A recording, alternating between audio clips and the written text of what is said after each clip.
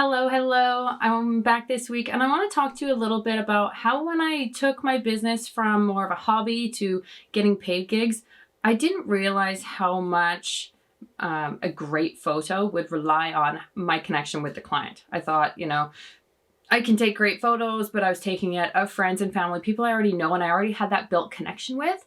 So going to clients that I didn't know, I'm like, what's your names? And trying to learn about those people. I'm like, how do I do that to be able to get these candid photos for them that they're going to cherish just as much as my family would that I used to take photos for?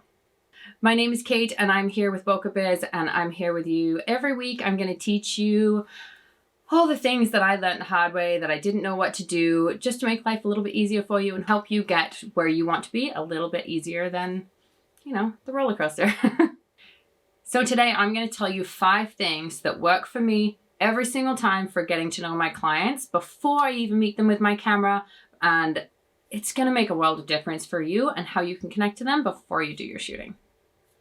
Whenever possible, I hop on a phone call with them. Not even just a phone call, but a Zoom call is ideal. FaceTime sometimes, but honestly, everyone uses Zoom. It's a great way to connect face to face because no one's going to go to a coffee shop every single time they want to meet a new client because let's be honest, no one has time for that. But we want to make that connection with them. We want to understand their body language. They want to, do they make eye contact when they talk with you? Are they a little bit nervous? Are they shy?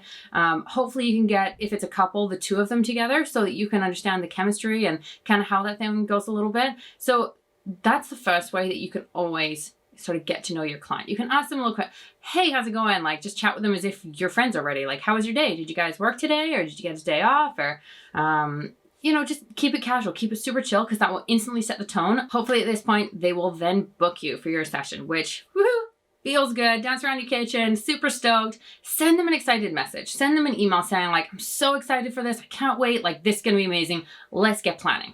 And then this is where I love sending a questionnaire to every single person. So for a couple, I have a very specific questionnaire. These are all outlined in my Honeybook and I can kind of tailor them to suit each person based on our conversation and what I know about them and stuff like that. So I have a specific one for couples and I have a specific one for families and even another one for like returning clients because maybe they liked something about their last session or they didn't like something and they have a different idea in mind. And that's perfectly fine because that can change based on the seasons. So I send them this questionnaire, it asks them who they are together, who they are separately, what they have in mind in the way of vibe for this photo shoot. Are they wanting ocean? Do they want mountains? And, being in the Lower Mainland, we have options for everything. And I always have location ideas for every single person based on what they are. I won't necessarily give them an idea of like, oh, here for ocean, here for mountain, here for this. It's what do you envision for your vibe? And then these are my suggestions. And if I have them, I'll always send them a preview gallery so they can get a feel for what the session's going to be like. And, they can kind of input their faces. So that takes me on to item number 3 as to how to get to know them the best and how to make their session the best is find a location that is ideal for them. Some people, it could be, their ideal way of an evening is pizza and beers on the sofa. Well, you're not going to necessarily suggest a city vibe for that. Suggest pizza and beer in the house. Like those are perfect. They're already comfortable in their space. Or, they spend all their time at the ocean with their pup. Take the dog, go to the ocean.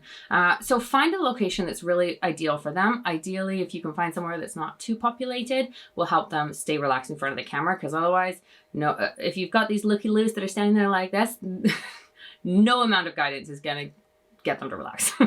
I wouldn't.